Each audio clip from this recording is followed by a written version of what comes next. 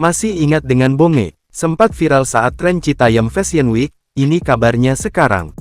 Sosok Bonge sempat menjadi perbincangan publik usai dirinya mendadak terkenal sejak viralnya Citayam yang berada di kawasan Duku Atas, Jalan Sudirman, Jakarta.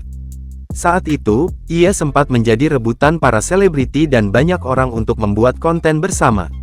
Kehadiran Bonge bisa menghasilkan pundi-pundi rupiah untuk para selebriti dan rekan-rekannya. Namun kini, keviralan Bonge mulai meredup dan tak lagi dilirik oleh banyak orang.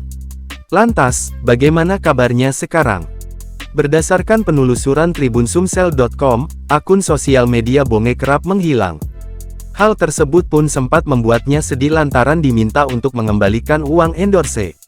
Kini, Bonge masih aktif di akun media sosialnya. Ia kerap melakukan live streaming dan mendapatkan pundi-pundi rupiah. Selain itu, Bonge juga sempat menjual parfum. Walaupun sudah jarang disorot, Bonge sempat mendapat perhatian dari salah satu bacapres, Ganjar Pranowo. Dalam kesempatan itu Ganjar bercerita kisah Bonge sebagai salah satu anak muda yang berani tampil beda dan memanfaatkan momen lompatan kehidupan saat fenomena Citayam Fashion Week meledak dan viral. Ganjar menyebut apa yang dilakukan Bonge merupakan cara memanfaatkan momen secara jeli dan pintar. Download Tribun X sekarang, menghadirkan lokal menjadi Indonesia.